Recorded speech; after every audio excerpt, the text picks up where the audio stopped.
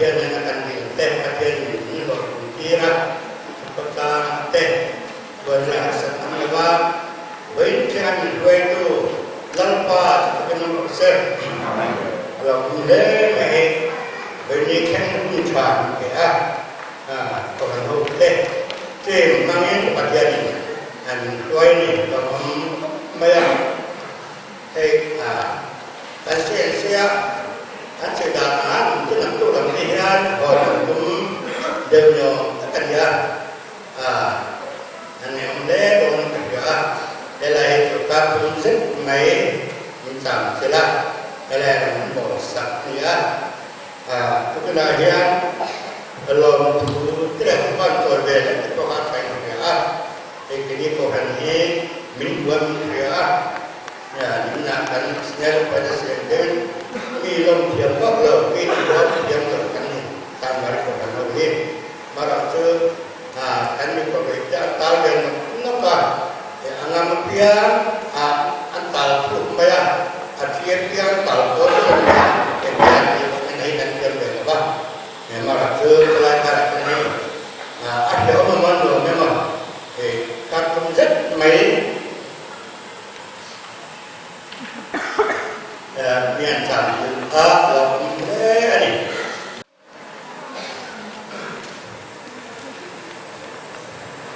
Bagian kemudian Zamai dari suatu istilah ingin sudah boleh Can juga itu Tuan boleh boleh boleh kecil bayang kerja Aduh boleh boleh kecil bayang Rasul kecil bayang kan bisa masalah kan dia masalah yang kau siap soal kau ni cuba mana kau lu soal kau ni ai không bỏ qua cái chỗ để ai được phải lên mà vào gì chú bằng chuan chỉ cần để nó có đó thì mấy cái lồng khá lần xua lồng không á cần phải để chỗ để khá là thái để thôi chú bằng chú mà ở đó chỗ ở hiện giờ những chú có chỗ mấy cái ông kilo chỗ này so tết thì riêng ai atau di sini kita akan bincang more ani jual kita design on India kemudian teknik kecil maya logo lepas mai ila India kecil berjual soal Hãy subscribe cho kênh Ghiền Mì Gõ để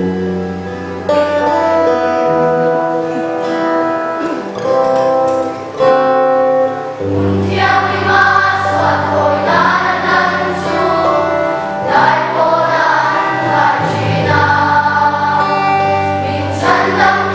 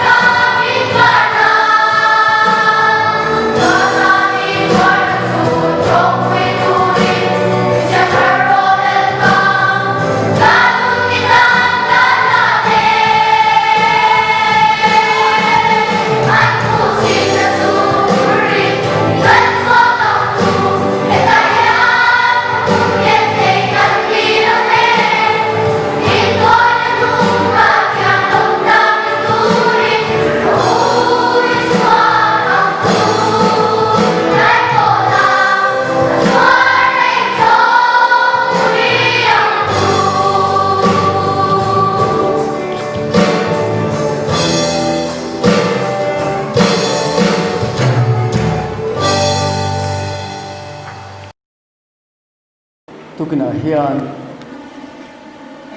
kan thu cha turata na chuan câu ran ti hi kan thu cha lai pui tu rani thian thu kan ngai tha anga sam number somriat pasari chang khata tang hian sam number somriat pasari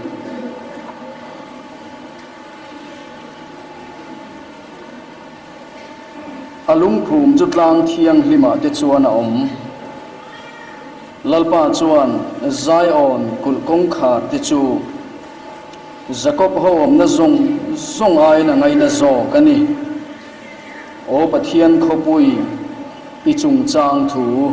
ro pui takin an soi thin ani chang sari la satu ten Allah matenen chuan katui na zong chu nang ma ani a om ni anti ang thiên mai cô nang trong trai à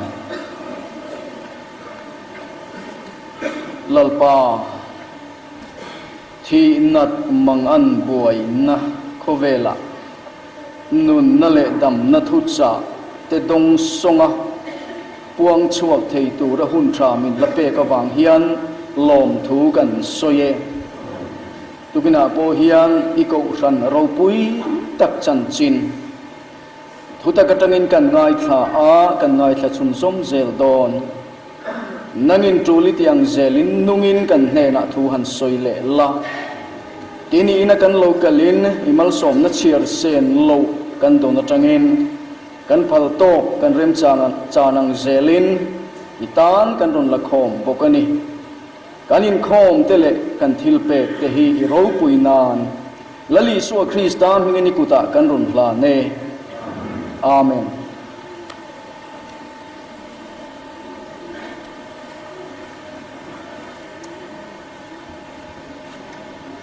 câu san theologian te kan ni lova akahal le a ecclesia zong te chuan kan soi lo mayanga mol te in ati thalai kan ron hlep thlanga kan zawai kan ei thei tok zelin câu than hi anei tu le ading tu hiama kan pathian ani ti amas sapera chuan kan soi tu upa thanem ngai te le pastor thanem ngai deu ten thanem an ngai na wangin ka câu san te po hi an han ti thina a chiat ber lai po lo se tlap tu an ni na zona an mangai na tanga an tong chuak ani chuan a thareng maya a mai ro chu anei tu tak hi chu ma kan lalpa ni akut chuak ani ko than hi hisena adinani chuwang chuan anei tu tak hi hailo ila a tha in ka sia ka ko than kan han ti ve po kha a thalo phei chu ni lo ve amaro chu anei tu kan fet chian ngai tam ta khi chuan anei tu tak khelo hian ko than ho ve hia te hi kan han ti ve bor thina amaro chu ko than emo kan soi sel kan ti mek lai khan anei tu tak pathian ne na thleng zelani ti po ka heta ila tir ko pola po khan ko than tiak tir man kho mati rem da na ngai tua ma sela damaska khodaya anei tu pa khan lo ambus ta tlat maya tu ngai ni tia anzo khan iti du da iswa hikani aron tia pola khan akut mor point lali so kha akhoi mia lo ma sela akau san ho akhoi awang khan iti du da iswa kani aron ti mai ni achan le mai ni ti kha achian ani chuwang chuan ko ran khoi tu hi chuan pathian mit nau ten khoi thin ti in ria sela a tha in ka ria ten ko ran hi ading tu ama kan pathian ani kan ti kha kovela hian pol tam taka oma mi hring thu kho mina ramle nam ta na thatur nia an ngai te khotlang ta na thatur te khang ho ta na thok tur khan pol anin siam thina anin din thina dan rama te pa oyme thatak mai te alo dinga MHEP te po an lo ding chowa eng ho chu mi hring thu kho mina ramle nam ta na hum him na thok tura pol an siamani ko than hoi ro hi chu chatuan pathian ril ru tang lo chua kani chowang chuan alung phum po kan hua ama kan lali suwa krista ngei mai kha alung phum chu lo ni la kan sachin chandam na bang hung chatuan lung puya in ngat lalpa tharau thiang limin eng lai pa a chen chil ko san hi ani chuwang chuan ko san lulutuk pathianin khove lamin lo pe hi khovel tan hian alo hlu mani kalau ngai tu ngai te chiam lo mandeu khan thu soi tu pakatin asoi thil nitlat mai om chu he khovel tinuama ti thamuang tu hi ko san hi ani lalpa hian a ko san hi khovel atang hian han sing ta vek se chuan khovel hi threm huna achang hna lang khoima hi mun hi mom lawang khoya ma hian in rem na le lungrual na a om to ngai lowang atiani adik lein ka ria camping na po hian ka soi fo thi na aswal ko mo zong le akoi soi zong ako san enge moti zong kan han tal ve bang thin te bo hi mitha ti zara hian sual hi alo nuam ve mai ani aswal te lir hi hanin da khom ta cheila atha ho hilal pan sing ta veksela chuan mi sual ho hi kan sual pe to po hi ka ring manglo don ma zumun samuna kan tal ve ba tin lai bo kan Christmas Eve te zoganan in ve banga zumuna tangin kan lo chuak chawa zai kho man lo tui le chon rui po hin nuam ve le maya zai kho man om to lo an tin vet to an ti hi chuan rui po hin nuam to lo reng ani chu ni mitha te zara hian han sual te po hian nuam mai lo ni hi ka dia ko than hi om lo sela mizoram khuwa khoima hi en tla ka om ka ring nia lo khotlang anga kanin rel bol na te po hi aswak bak na savia wang chowangin ko than lalpan min pe hi kan tan hian a hlulut tu kani ti hi tukina hian i khechiang te angu thuthung lui huna po khan kanan raman hanin sem khan Withiam chi levia chi ti hotan khan ramlai li pathianin arizafani kha mun lai li puithiam ho tena an chan kha misual emo thil disual hubala tu rin tha tumine moti chiat tumine mo aron ta sila chutiang mi te ta na tlan lu na tur mun him chu siam sakan ni Withiam ho te khan an khoi zui zel chuan phal to lo mi zo hi Israel kan lo nia lo mole an han ti te po hi alim tha ni om deu hi lo om ve nual reng maya tun ma po khan toine mo thila ti suala Ubala tu pa khana ron uma chempui nen angam silova lalina ron zuang lu ta khatiang mi lau hlop ho kha lal sut puyan ron vuan thinani lal sut pui an von china chuan lal le akhon bol upa ho khan an chan tlatani do tan ma hian khoi zui thiang ani to lo amai ro chu lalina alo chan him to te ro khachu lalina adu dua amantu ratana anronin pe ti nan ngal bokani chu ni ko san alo om hikan ta na that sia chu setana che thei naram khove la tang mun him kan nei chu ko san ho hiani he khovel sual na le kholo nain zu le rui lo manga asop nok ho te ta na po khoi nge ka bel ta ka khoi nge tiama ni in le lo po tuit la to mang lo ho te po ko ran ho hi kan zuan lo na tu ra ta na kan tan mun him pathian in min siam sak cho lo ni reng mai chu wang chuan ko ran he khove la alo ding hi e kan tan hian a thangoi ngoi ani nang le ke yang mi sual ma ni in thunun zolo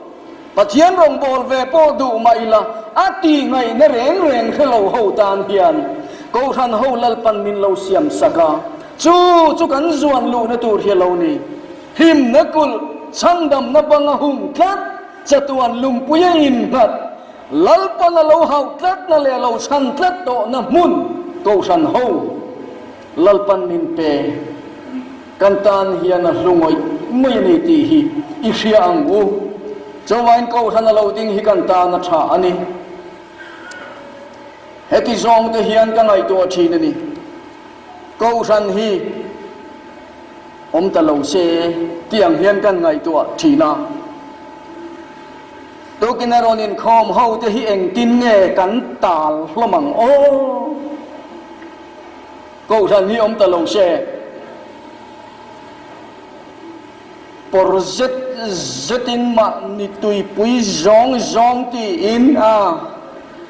khen chuan bazar se ta koi ro lo tiang ti khan a thian paro te phei chu bong in lama ni liam le da yang ni ko than hi lo om ta lo se la ka ti thin khotlang kan ni ho te hi sem mun ani ngotin ka ring thin tugin zinga moi le nal tak taka kan ronin khom te he tilaya kan upa te zinga mi te a ko than hi lo om ta lo sela kan upa tam tak te hi chu to kina hian mei thai ru nan meng tle kiu mai the ni mo khoi lai side drain ai mo an ki room nal mai the ni nga hoi lo ma se kat ti veni an ti char me lang reng khop mai e ti lama kan bmp thu ho te hi mo hano po ngai ti to lo chi an ni le nga lan ni ho be chu ti hian nal deu mai hian an ronin khom ve ta ni ko than hian e kan mi khin na po himin chei mo ya ni en tla kin min siam ve tlatani cho wain ko than lo om hi kan tan hian a vahan lute reng em chandam na bangahum tugin zinga of a group pathian beram no kalvaria thi kha ti te kha thinlung le ti tak zetin kan han sa ho te kha e khami fak la hanin fok khom khan van kengor dutin ka ringa ko ran hi om ta lo se kha la kha mani inati tak zeta sa chuak khi kan om ka ring ni alo chung kwa po in mo dik ta chon no la ho te na thil dang khoi pa a pathian la ka sa e an han ti te hi chu e an ngai tu lo reng ti hi a chiang reng mai ni han la sa te reng hi a ma ne na kan tung trai kan tung trai lo vang te hian ti mai no ho te pon nia long tru thil dang ti pa an han zai te hi chu e an ngai tu alo re ren om lai ve le lu sun fa te in dam lai em ni le te hin ti om lai ve le lu sun fa te ni na na in dam lai em ni le han ti le kha te kha a chan chu e pathian fak la tu kina thil dang eng ma ngai tu lawa chen chil tak maya kan han sa chuak te kan tharau tan hian awa han thate reng em heti hian rolin khom lo ta la pathian fak lama ni chung kwa ati tak zeta sa chuak hi inom bo ka ring mang lo a chu ni ko han lo om hian that zia chu mo kan nu po in supai nan zai te reng chu e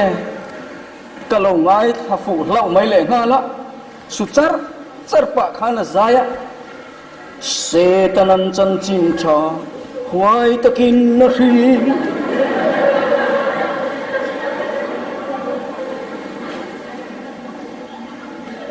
em tin a ka vatia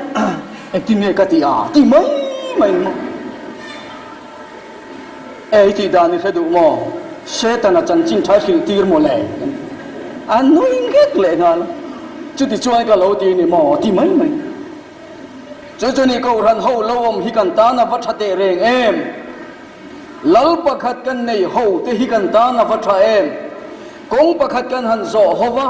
khopui pakhata lu tu rin ti hian lungrual tak main kan han thosa a ko ran ni lo om lo se chuan e kan mit poinang lo kan nar poinang lo kan ngai tua poinang lo kan tui pui zong poinang lo kan phir si zo ve kan chumo câu thằng lâu om hi kan tan chuan na van tha em do thum hun kan ni hian mi hring chu kan lo in lungrual thei chau mai hi lo nia tv ka en hian Tom and Jerry hi mu nom ka ti ria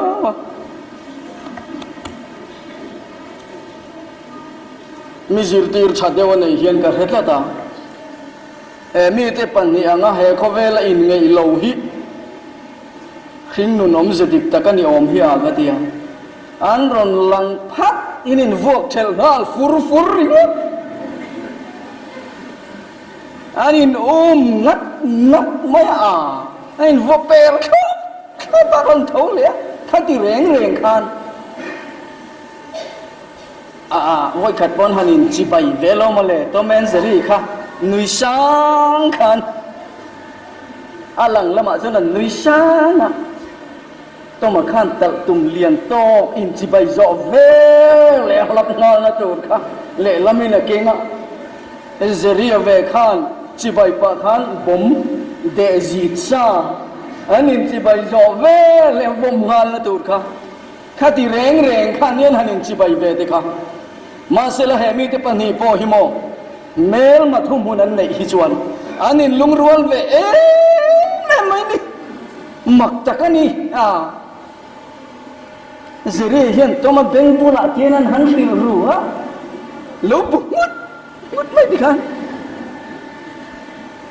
dik ta chon ke ni po hi e kan nar te inang lo ma sela mel ma thum hun kan nei kat hi chuan do thum hun kan nei hi chuan kanin lungrual ve mai zel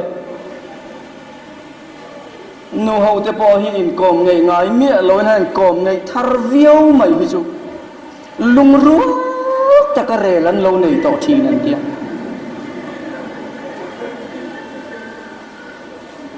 ka oi yong takani han rel han soi la rel chan hi kan changa tireng chung hian an rel ni le thei an soi chi he ko vela thil nuam per chu mi rel hi ni juk tia aniang anuam aniang nu ho reng mai han sim thei lo mai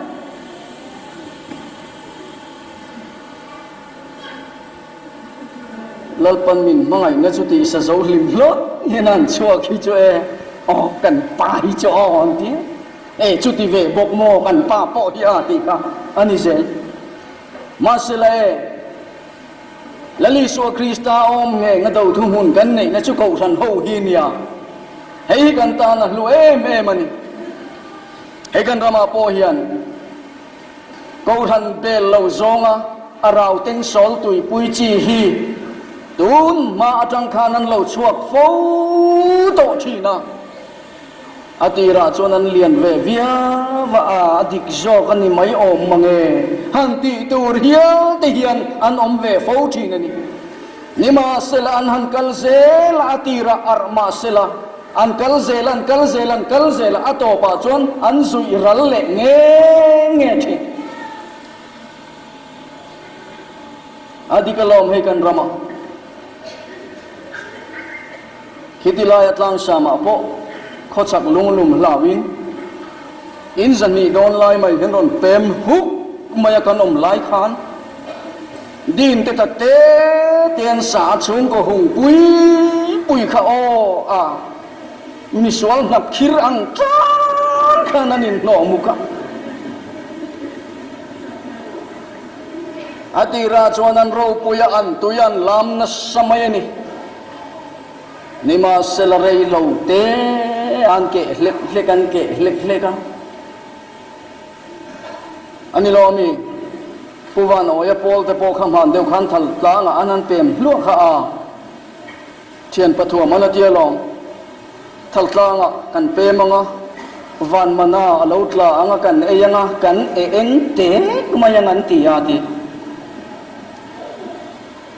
nima sila thal tlang han pema van mana o zong alo tla ta si lo pathan la yan ha em re thei nai na tla buak ta ni kha mani deu lok khanan pathian berpo cho thi to amo puwan oi pol te po kha kan rama hian khati khanan lo chuak thin alal chung ko ang zong te point lian pui mai ro pui takinan lo chuaka beram huang kong khara kei ka dinga ka hiat lo van kayang om lo an tiamo van ko chwa duty ni om tak hian in soya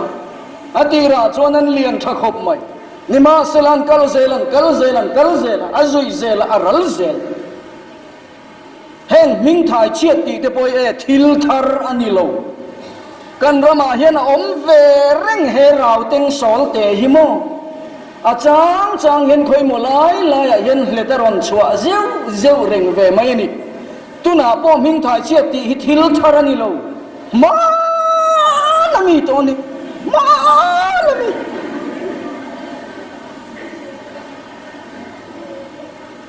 ubiak mo e pol te po kha an lo ni to thina babylon mi an tia babylon thilan lo tia nima sela babylon bo fa ei lo chuan an rila tam tho sia babylon reason ka tan lek ve duai zel thowa kha zel mai kha ni e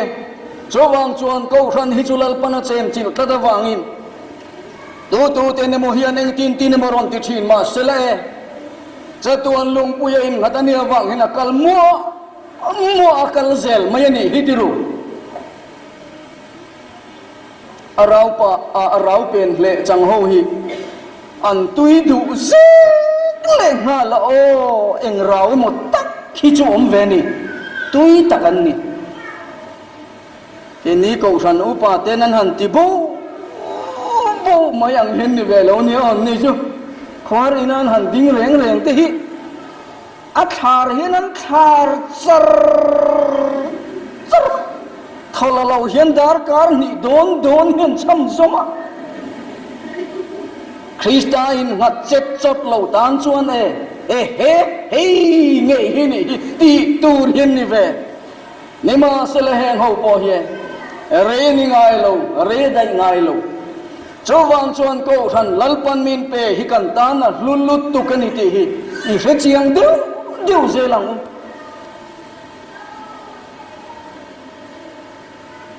te atanga ko than bel chho tlat na hi chwe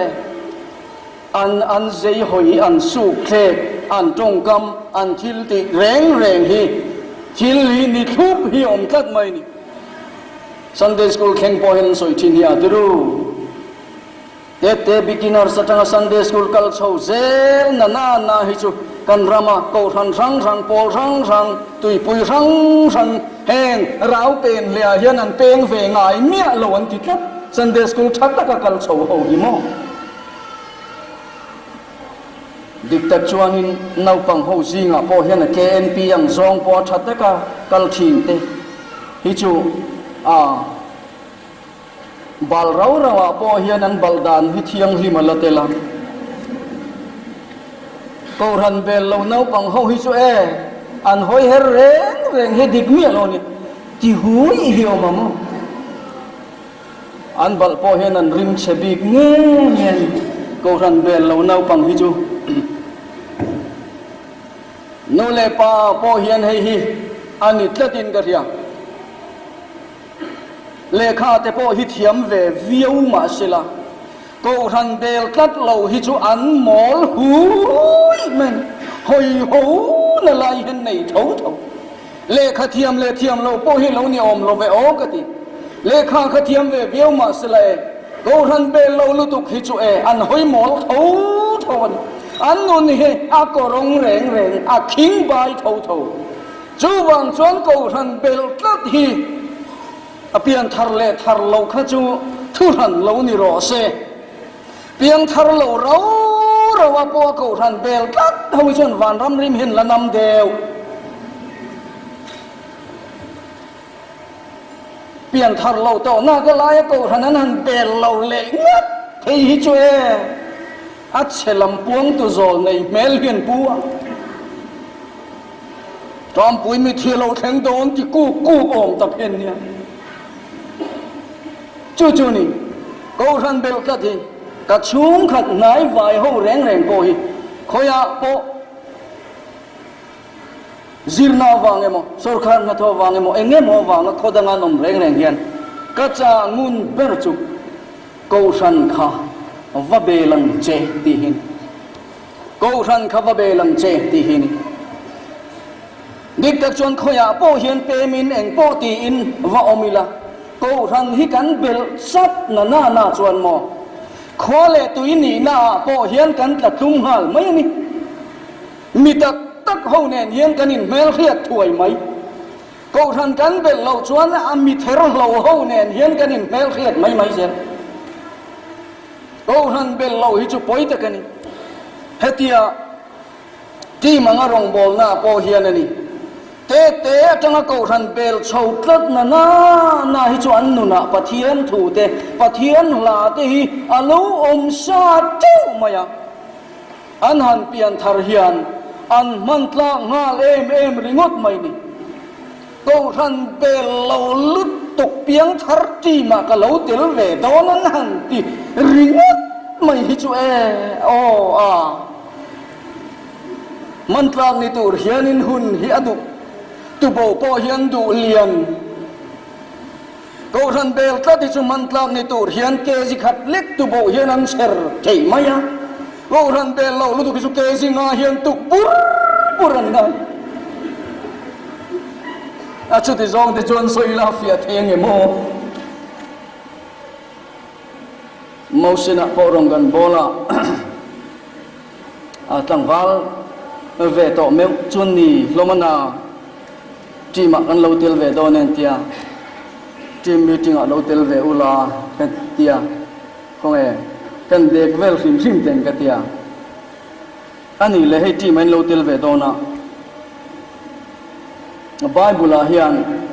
chanchin tha hanti bik takahi engzat nge om tia anin khewa ai bia paru kan ni thiên sổ mà nilom ni cái à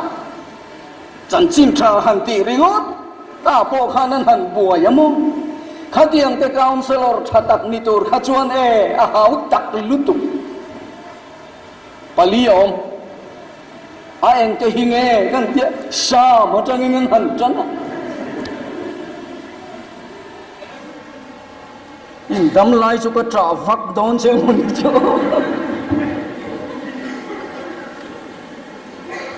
tra hiến thì chua nhiều chu ni ho ran bel kat ho hi chu mo eng konga po hian an man tlak viau zel ho ran bel lo lu tuk ho hi chu tin nu le pa atang reng po pol teng sol tui pui lu tuk nu le pa te hi chuan an fa te hi an khongai kha kani kong peng chua ma kal ngai na kheloin an hoi hai thin dik tak chuan kan rama po hian asual na le kholo na ina ahan man deu ho hi câu than mu mal bel lo nu le pa te atang lo chuak hi an ni du chok nge nge ni camping kan han nei ngat ngat po pian thar na dik man fu le the tlat lo ho bo hi nu le pa tang reng a câu than bel lo zong a lo kual lo va bo hian ni du khop mai chawang chuan câu than bel hi a en ti kong po hian a van tha em ka ti khwale tuini na po hian nang ni po hian vi si ta na po ko than bel lo hi chu lo thang re ren su ai kan jinga puti ke ong ve a tun ma deu khan vi si a in kan vi de veni ling lo tat maya avakal vang a ie khati lai ka chuanin har fi ma ko velam han vak lo lai kha ni nu le pa te hin a lo wa e pathian mi lo te ku te khotlang da hian ngam lo ni khatia tuna te chuanin han ti le se chuan e a solid thak mai thein hatiang vel kha ni ko ran be lo lu tu khi chu mo vi sia tan po hian an tlak mi lo ni o in lo mol ngein a ka hello a khatiang zong in lo than tling ani ngat chuan chu ni ko than bel tlat hi chu eng ti konga po hian an lo man tlak ve em zel hi lo nia khwale tuini na po ni mangai na le du sakna pisi luri pa la mang anamin tan pui chin tu ti thei lo min ti sak tu kal sual na lakamin veng tu ko than ho min siam saka athi te hi avalo tha em gati dik ta chuan han nat po hian ko than bel tat mi ho hi chu ko than ho hian ti tak zat hian an tong trai nge thi na ko than bel lo lutuk hi chu nge ni polite men rang deu chau hian ani kan tong trai sak chin ni roi reng mai an han dam lo ve te hi chu kan han tong trai sak ve po hian soi lo aya za copy tiang deu hian kan ti deu mai ze nuna hian an tlan na tlat lo ai in dem thei lo a chan chu kan bible po hian mo rin na chung te zinga mi chunga iti deu berang u ti miao along sekluna po ko than bel lo bak sak chung qua thi nei na nang ching ve si a rong kan bol la na ni a atuk thum na vela kan honga a khong emo zingkara tal hian ka walang ve teng in leng te pon lom ve sep sepanga ka tiril ruwa kan vakal mai chue tu ma hian lo om lo reng ril dewa khan ka zup lo ta tu pa khoi te lai tak lo emon soyang mai hinia akil thima khan an nu pa hian an lo in mel reng in len po an nei lo mi mangayan ro lo tlatani a chan chu adik tak chuan ko than bel lo zonga khosa ho hi chu chapo an ni an chapo nge ngai zel a lo the lo kan rama po hian rau teng sol tui pui ho hian an fiat mia lo chu tharau chapo nei nan ma ni aman petani ti an hello fo thi nan chiat ni that ni theng po hian mo ko ran bel tlat hi chu va tha em bang zo la kanom lai po khan miang mang lo kan tia pinu kuri an ti maya chom hinga tang reng po chon mo pinu kuri apasal chu uchon denga ania pang zo tui liak laminom ve chon in thiam chu ve thawana pinu kuri an thi mai chu a khopum hiang hong loi mai ni hei na thiala po hian thil chiang dak chu amman na yakha an thi meu chuan na thial kho chung hi angui ruayan di mithia chuan motor po alading berata tu po anga beranti achan chu ami an lo ang ngang khan lalpa le ako san he bel ve kheta ni thin lunga khatian kha chu an tlana ni chu ni pathian ko ran bel hi chu hetia kan mi khing na hrim ata na po hian a hluan ni